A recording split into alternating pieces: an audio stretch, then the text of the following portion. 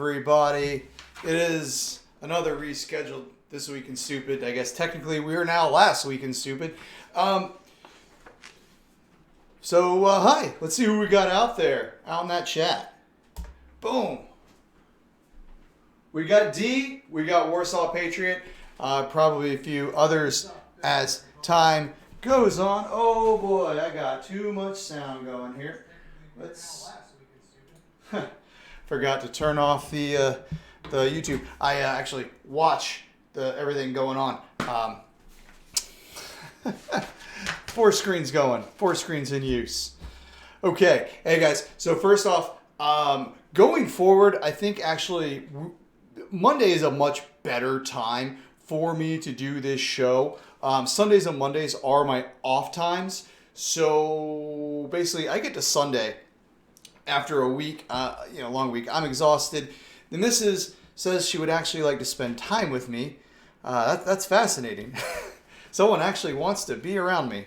I don't know. I don't get it either. But she does. So we got to move to Mondays. Time, maybe we move it around a little bit. So I do apologize for there's going to be a time shuffle. This time does seem to work okay. Maybe we bump it back to 7. I'm not real quite sure yet, but look to move to Monday. So that's that. For anyone who loves it on Sundays, sorry guys, is what it is. Now, with that little bit of house cleaning taken care of, I thought perhaps we will, start off with something a little bit different. So perhaps maybe we could start moving the channel to doing a little bit more. And I'm going to take a few minutes of your time. I'll hang out with you in the chat while I play this clip that, this little interview that I had today. So I'm going to go on mute and I'm going to play this clip for you. Hey guys, Adam with PCP Media. I met Dave here. So we live in a very small town called Canaan. And when I say small town, maybe 5,000, something like that, you think? Right, about that. Yeah, we're small. We're a small community. Now, today is obviously February 10th of 2020. Tomorrow is the New Hampshire primaries. Now, what I found interesting was Dave here in our small little town has a Tulsi Gabbard sign. He's been stumping for, how long have you been out here today, sir? It's a couple hours at least. So he's been out here around like 10 or 11. So he's been out here a couple hours. So I thought this was interesting. So Dave, I'm gonna come in here with you now. We may have to be a little close because the way that is, I'm not trying to get into your space. So first off, edit that out later, or not. I may just throw it in the clip. So Dave, why are you out here in the middle of nowhere in a very small place that's probably really irrelevant in the grand scheme of where the votes are going to go, stumbling for Tulsi? Well, first of all, I was motivated to volunteer because I think Tulsi really represents the ideas that are important to me. Okay. And I want to get out and represent my hometown area. I grew up around here. I was born and raised around here. I live around here. I work around here still. And I just figured that it's important to represent where you're from and maybe try to influence people around you to kind of rally around a candidate that I believe in. Okay. Now I buy that. You're welcome. You believe in her. I'm always down for that. Like I told you before we record, I supported Ron Paul in both his campaigns for president in 2008 and 2012. Obviously, that didn't work out. They may have stolen it from him in 2012, which Bernie felt in 2016. Yeah. But so now we're sitting here, and I looked at the polling numbers, and right now it looks Sanders about 28%, Buttigieg was at 21 something somehow. Where did this guy come from, right? I don't get it either. Yeah, I really don't. Tulsi's at about 3.3%. how do you think this is going to translate to action for change tomorrow? Well, I mean, my feeling is that the true polling numbers are actually higher than that. I've actually seen them more around 7 or 8. Okay. And, you know, we all know that polls are faulty, and they might just be a representation of a very small cross-section of people that they have called. Sure. Because I feel as though she's been left out of the polls and deliberately excluded from the polls. So I don't really think the polls accurately reflect her support in the state. I mean, right now we're just hoping to have a good showing, and I think we'll probably see her come in a little higher than she's polling. Okay. I don't think anybody has any unrealistic expectations about how she's going to do, but we're just trying to have a very strong showing. Do you try to carry that momentum? Do you think she could have wins in other states? Are there any other states? I haven't looked across every. There's 50 states, and I don't have time for that. I mean, is there any other states that you know of that she's actually performing well in? Well, I mean, she's obviously like focused on New Hampshire as the first primary state. Okay. She made a conscious decision to pass on the Iowa caucus. She campaigned in Iowa because everybody campaigns in Iowa, but as far as it being like on caucus night, she was camped out in New Hampshire just trying to get the word out about her vote, and we all saw how Iowa turned out, right? Sure. So, my feeling is that she has more support than is really represented, and I think Tulsi is known to be down in the polls and come back stronger than people think she will. She's never lost an election. She's been in government since she was 21 years old, and what I hear from talking to other people who know her about her past political career is that she might appear as though she's down.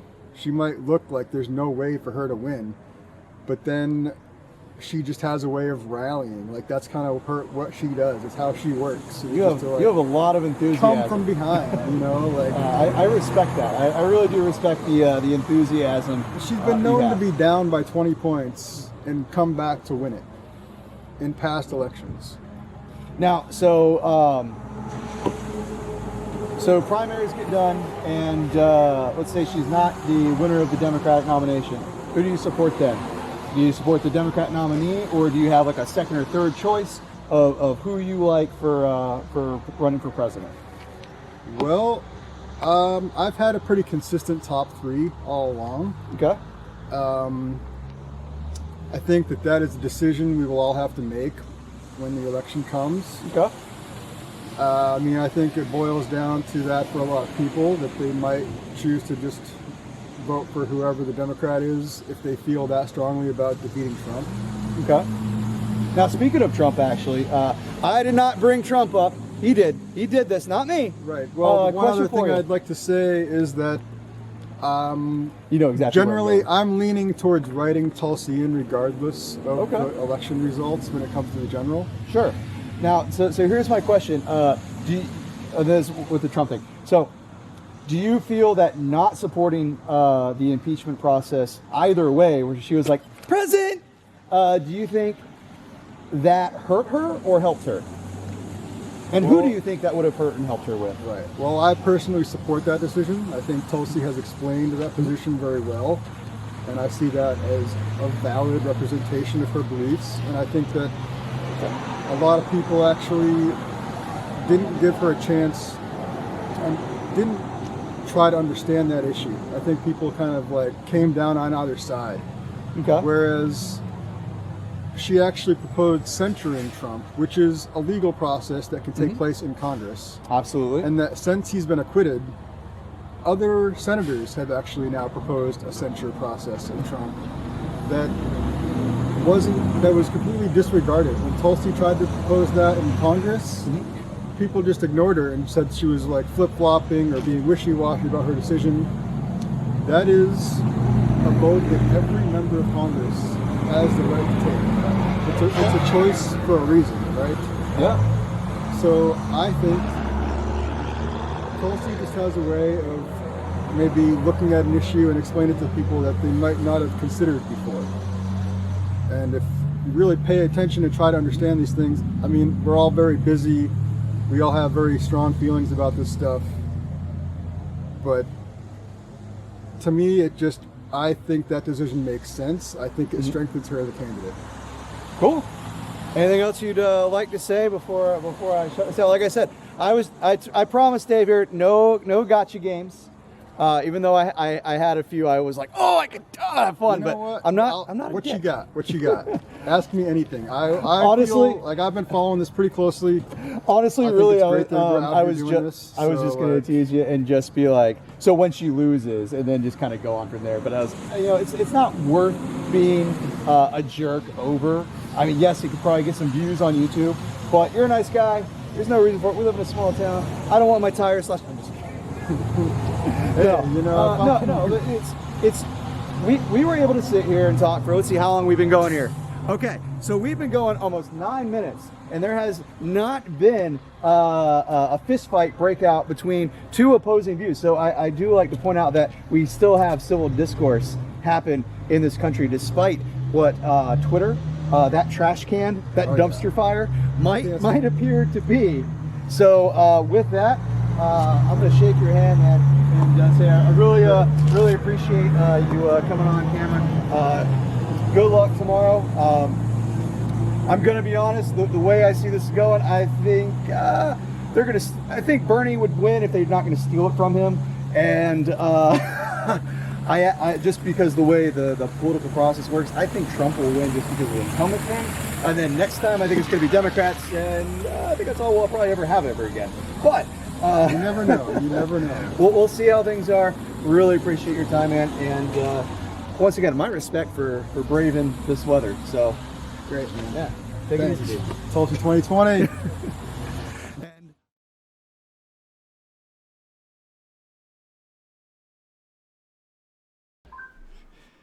And we're back.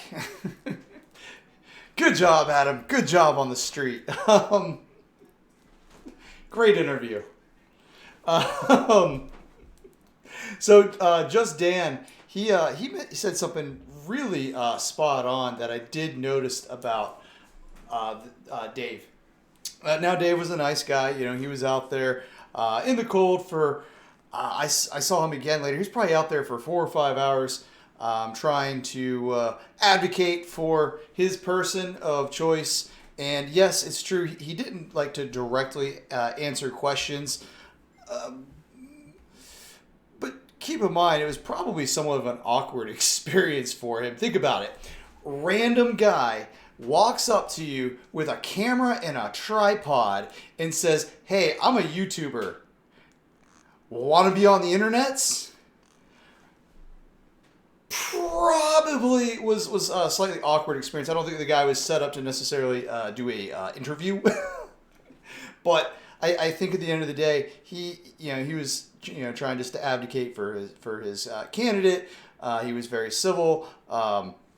He was really cool about the whole thing. So it was a really respectful thing. Warsaw Patriot. She is actually current military. She is, as far as my understanding goes, I think she's a reservist. Yes, D, I did tell him about this show. I told him PCP Media, and I told him he was going to be on it if he did this, and he was all about it. So he's probably still standing out in the snow with his Tulsi Gabbard side, but. Hey, who knows? Maybe he'll come by. Maybe he'll join us. Who knows? We'll see. But once again, Dave, if you do come out there and you see this video, hey, thanks for taking the time out and doing that. That was pretty cool of you. Now, if you guys liked that kind of content of me getting out of this little bubble and talking to people, let me know. We can definitely try to do more. Yes, it was kind of hard to do with my camera because the built-in mic is not that great. I would actually really need a shotgun mic is what it's called, but you don't care about that, do you? Not at all. So let's move on and let's talk about some stuff and some things. Talk about some news stories, as we tend to do. All right, here I am down here in my little space. Okay, so let's make myself smaller. Does that work for you guys? Cool. All right. So the first story, this is going to actually, you're going to love this. 4 children lost in rural Alaska during blizzard, found alive huddling around 2-year-old. All right. So in Nunam, Ukwa, Alaska, I've really got to find stories of things with words I can actually pronounce. 4 boys went missing for more than a day during a blizzard in rural Alaska and were found alive on Monday, and were resourceful when it came to protecting the youngest and most vulnerable to the elements. The children, who ranged from 2 to 14, were found about 20 miles outside the village of Nunam, Ukwa. We're going to call it Bobville. Something I can pronounce. On Alaska's west coast, and a representative with Emonak Search and Rescue told CNN by phone Monday night. The kids are doing fine, the rep said. He talked to their grandfather. They were cold and they were hungry. Basically, they just huddled around the youngest boy. They dug a foot-deep hole in the snow, and they all just basically kept themselves around the child and to protect it. Wow, that's pretty cool, that I have to say. So they were appropriately dressed, but still, when you're out in the cold for that long, cold kills. Now, I just have to say, look, these boys, they may not be men yet, but they are certainly not children anymore. This is a great tale of heroism that is displayed by them. But don't worry, I'm sure the tolerant left will be along soon to tell this was all toxic masculinity. Hello, darkness, my old friend. I've come to talk with you again. I love that clip. Really do. All right. Now, next story. Moving on here a little bit. Students show up displaying American flags on vehicles after administrators said to remove them. Oh boy. Oh boy. So let's get into this. Basically, Franklin County high school students showed up in Unity on Tuesday displaying American flags on their vehicles after an administrator allegedly told them to remove them. My son called from school saying that he saw an administrator around his truck and is now being called in the office. Basically, what happened is her son and 2 of his friends were told they could no longer fly their American flags on their trucks because it was potentially offensive and disruptive to fly the flag of our own country. So, what did they do? While, of course, the school backed down and apologized, they are now showing up in force with their flags on their vehicles. That, my friends, that's a good story. I love how they basically just told them to pound sand. Trying to say that if anyone sees our American flag as offensive and disruptive, feel free to move to whatever shithole country you want. I hear Venezuela is lovely this time of year. You might be able to find some rats or something to eat. It's a good story. Good story. Next story. Canadian businessman claims he burned $1 million to keep his ex-wife from getting it. And they say, hell hath no fury like a woman's scorn. This round goes to the men. So this Canadian businessman and former failed mayoral candidate who ran a tough on crime platform, which is kind of funny, he decided that he didn't want to pay his child support and told a judge in court that he set fire to more than $1 million in cash. However, I don't think it was necessarily that he wasn't trying to pay his child support so much that he was not trying to just hand his wife or ex-wife millions of dollars. So you always have to be careful with that. Maybe he is a deadbeat, but at the same time, just the idea of not paying her, I kind of like. Now, so we give him that round. But don't worry, ladies, this next round goes to you. Shocking reply to spouse's separation bid. Pamela Carr's husband delivered some stunning news Sunday morning. He wanted a separation after 9 years of marriage. The 60-year-old Carr's response was equally shocking. She pulled out a taser and repeatedly zapped her 73-year-old spouse. As they argued over their separation, she pulled out a taser and stunned him several times, according to a criminal complaint, charging Carr with aggravated domestic battery, a felony.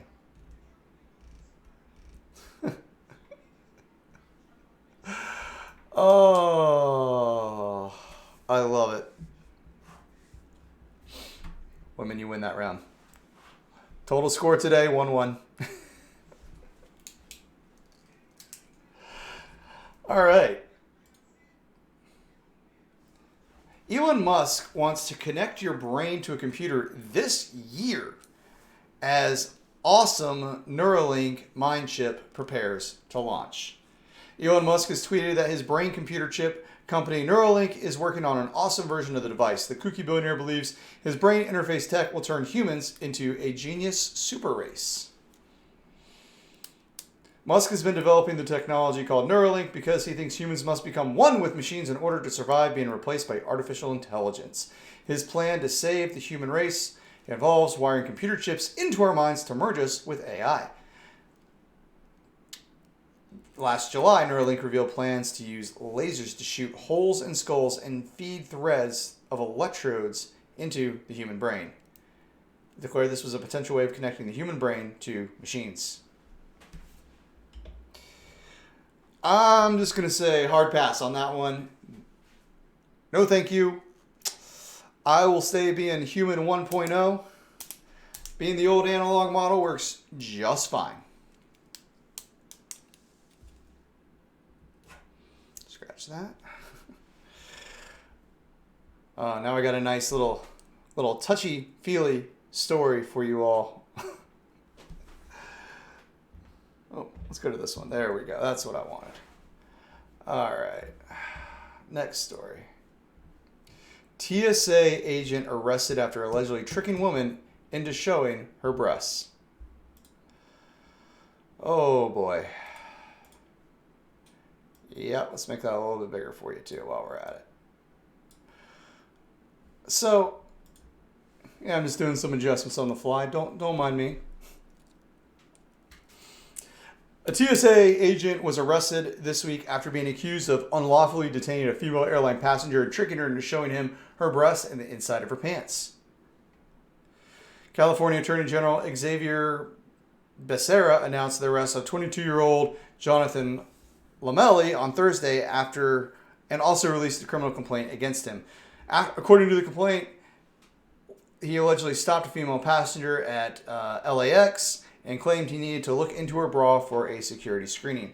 The woman claims in an affidavit obtained by the Associated Press that he looked into her bra and ordered her to hold out the waistband of her pants so he could look into them. He said he needed to detain her then and search her in private for further screening. They never made it to the private room. The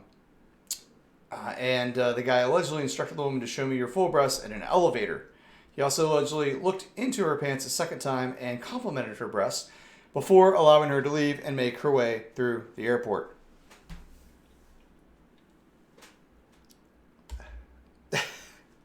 Well, that is your TSA at work.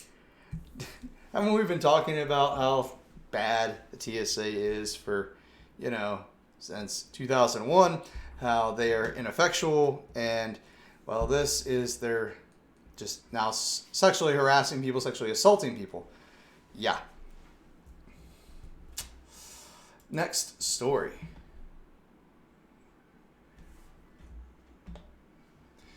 U.S. adds low-yield nuclear weapon to its submarine arsenal. Sweet. That's freaking awesome. All right. So the U.S. military has deployed a new addition to its nuclear arsenal, a long-range missile armed with a nuclear warhead of reduced destructive power. The so-called low-yield missile joins other more powerful weapons aboard stealthy submarines prowling the oceans. The debut deployment aboard long-range submarines, known as boomers, not to be confused with baby boomers, is a landmark in U.S. nuclear military weapons policy. It is the first major addition to the strategic nuclear arsenal in recent decades and is a departure from the Obama administration's policy of lessening dependence on nuclear weapons in pursuit of a nuclear-free world. I really want one. Telekinesis. Telekinesis, boys. All right. All right. This will be a fun one.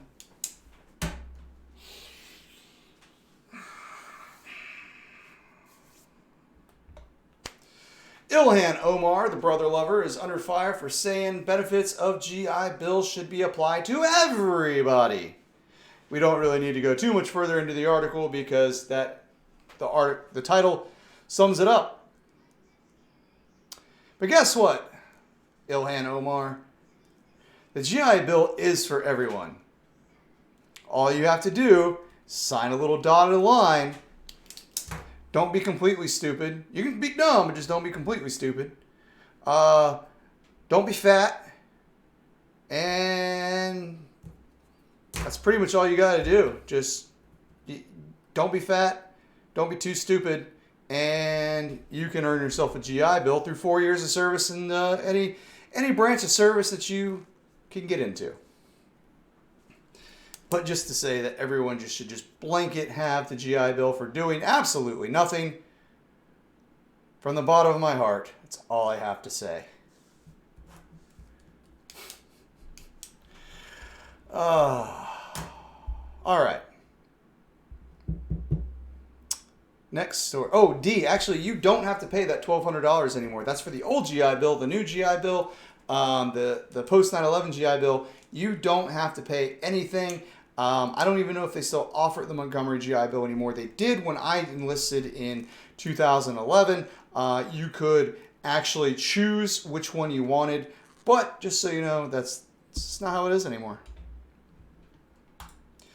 All right. Now, let's do Florida Man. Yep. Florida Man story of the week. Man accused of driving through Republican voter registration tent arrested.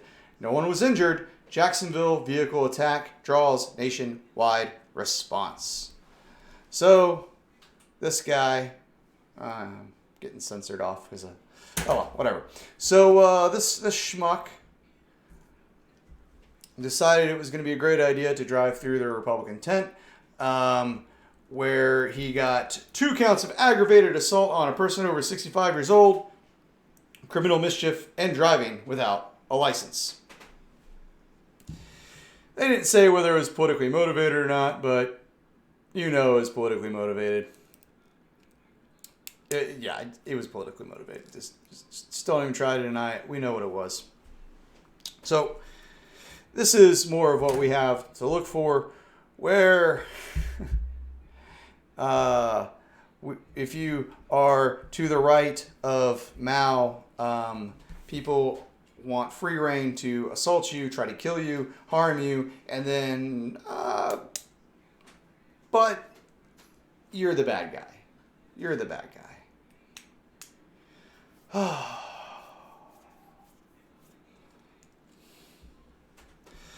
All right. Now, Warsaw Patriot, enjoy your nap. Hope you get feeling better. And thanks. All right. Oh my God. Ozark says he looks like life wasn't kind to Dennis the Menace. Love it. All right. Now, this next story. Dems unveil new charges against Trump days after Senate acquittal. here's where we're at. How much longer are we going to beat this dead horse? This is getting to be a little ridiculous. I mean, come on. How many? Why? Just why? So, although President Donald Trump was officially acquitted on Wednesday, Democrats are still pursuing impeachment as they discuss bringing new charges against President Trump. Still pending is a wide-open probe launched by Adam Schiff, California Democrat. Schiff has been investigating President Trump, his family and businesses, the Trump Organization, over the congressman's suspicions of blackmail, money laundering, and bribery, and has found jack shit over the last 3 years. Find a hobby, bro. Find a hobby. Like, I think we're all at the point where we would really just like to move on. Now, I don't know if you noticed, Mr. Schiff, but there's actually a presidential election that's going to be taking place this fall. In fact, the primaries are happening right now. So why don't you actually spend time focusing on that? Let's move forward instead of trying to look to the past. I digress. Let's take a look. Speaking of Donald J. Trump, actually, take a look at this. Donald Trump, this is CNN, by the way, just got the best polling news of his presidency. So right now, what this article goes on to state is that while Trump has never made it past a 50% approval mark in Gallup polling, which makes him the first president never to rise above the halfway mark, he's pretty close.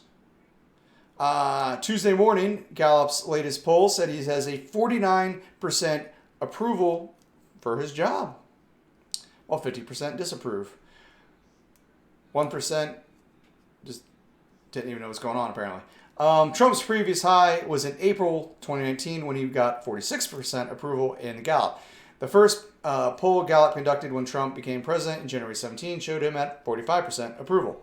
Now, here is what's very interesting. Trump's current approval rating of 49% puts him above President Obama, his predecessor, at this time in his first term. Obama was at 46%. So, we can also say, what CNN also notes, is that this is remarkable because given the first 3+ years of Trump's presidency and the fact that he became the third president in U.S. history to be impeached by the House last month, he is just seemingly crushing it. So, imagine what his approval rating could be if, and what his popularity rating would be if he didn't have 90% coverage negative about him all the time. Now look, we have always on this channel called President Trump out when he does something stupid. In particular, we think all still are very hesitant with him when he talks about, take the guns first and then due process. So no, that's not how due process works. Violating people's right to property and violating their Second Amendment as well. But, it is what it is. He is definitely better than any of the alternatives by far. Let's continue some of our presidential race coverage here.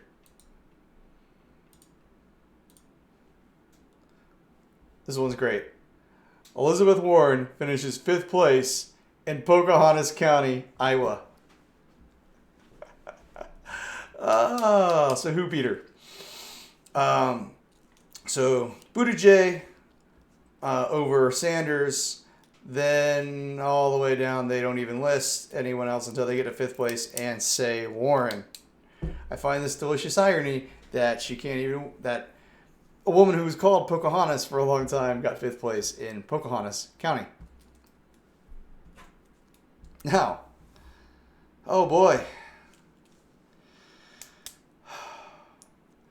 We're going to talk last 2 stories. Actually, I guess, last couple stories here. Last three. All right, let's talk about crazy Uncle Bernie here. Power to the people. Bernie calls for federal takeover of electricity production.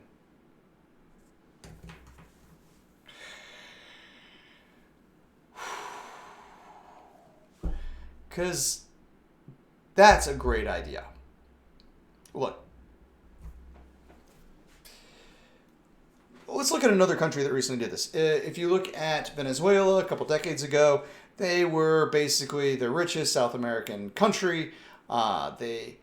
And then they started their socialization programs, and now people starve.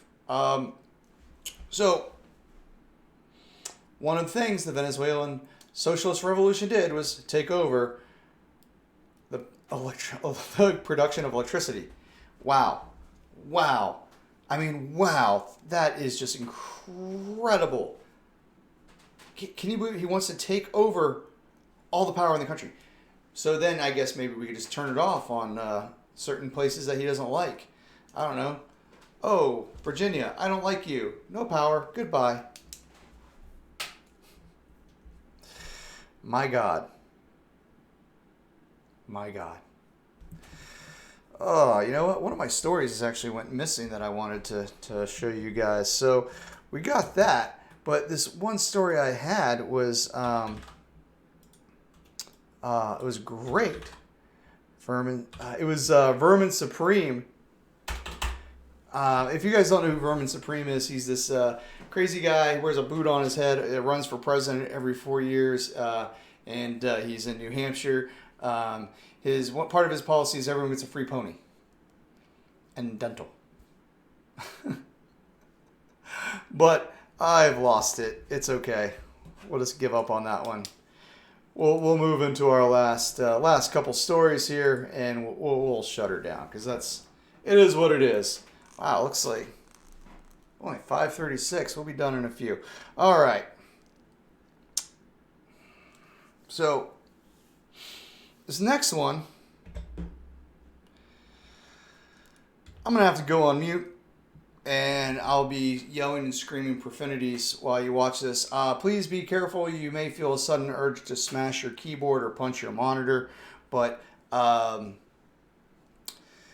if you remember, it wasn't too long ago, Beta said, hell yes, we're coming for your guns. Well, Bernie Sanders said, hold my beer. In the 90s, when you were in Congress, you voted against background checks, and you also voted against a waiting period for purchase of a firearm. Can you explain why you opposed these things that you now support?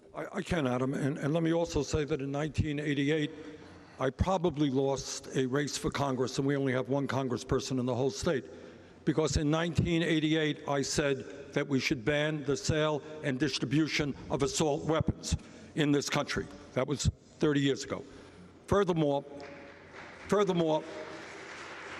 I am very proud that today I have a D- voting record from the NRA.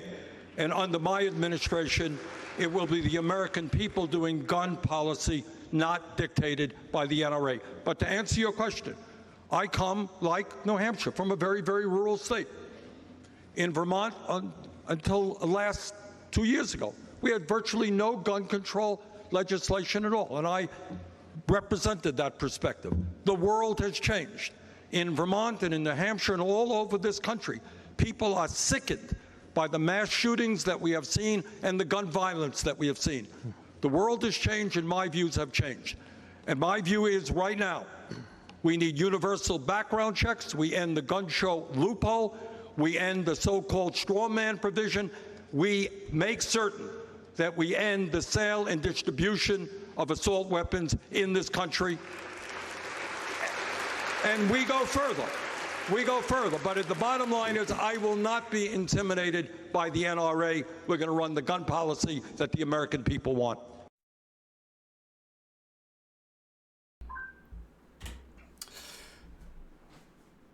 The big takeaway, the biggest takeaway, we go further.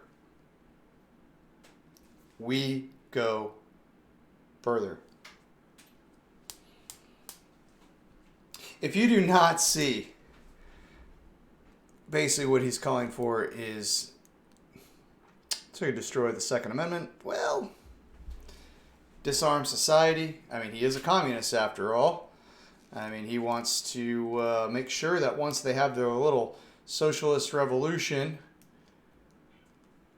you can't defend yourself once they start sending people off to the gulags. Because if you haven't seen those videos, multiple supporters of his have been talking about sending off political dissidents to gulags when they come into power. And if they don't win, how they will be causing violence and mayhem in the streets. So, nah, bro. Not going to play that game. Now, last story. This is actually local to me. And it makes me not happy. Makes me very not happy. Grafton, New Hampshire police chief proposes two-way restrictions. Oh, stupid man.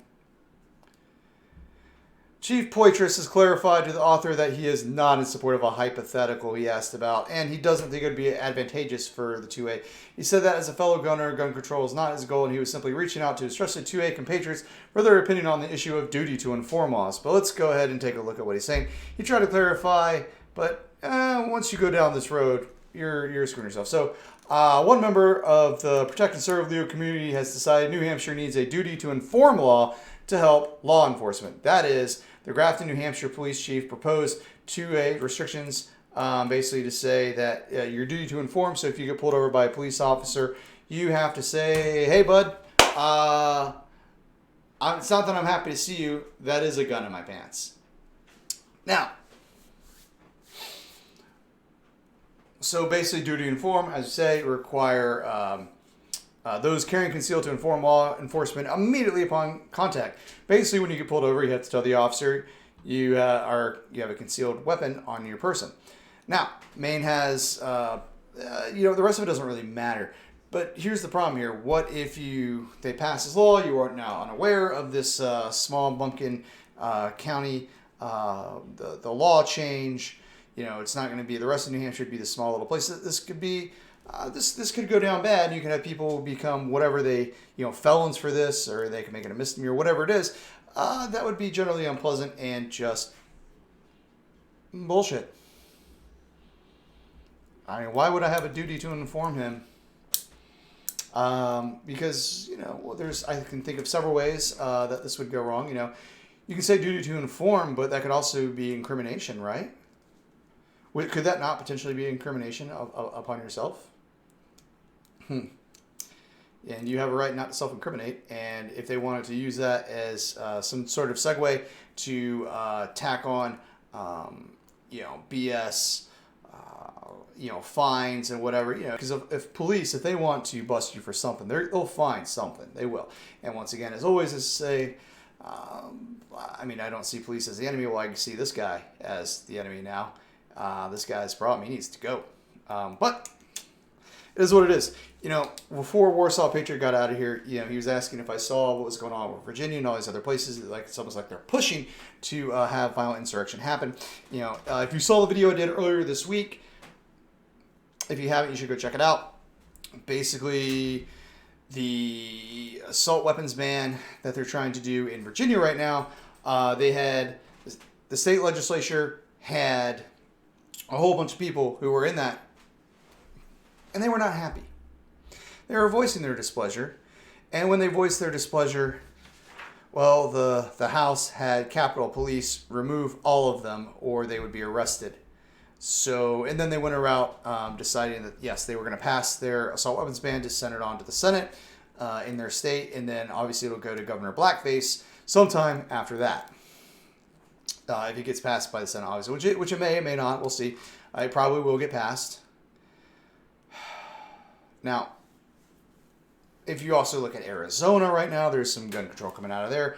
I think I saw some out of, some western states. There's some other ones. It's unbelievable how much is going on right now. It's like the state level. Bloomberg has paid so much money and gone in full speed ahead to try to basically just to get gun confiscation at all these state levels. That's what they're doing. So they're not able to get it what they want at the federal level necessarily. So they're like, well, fine, we'll go with the state. So, anyways,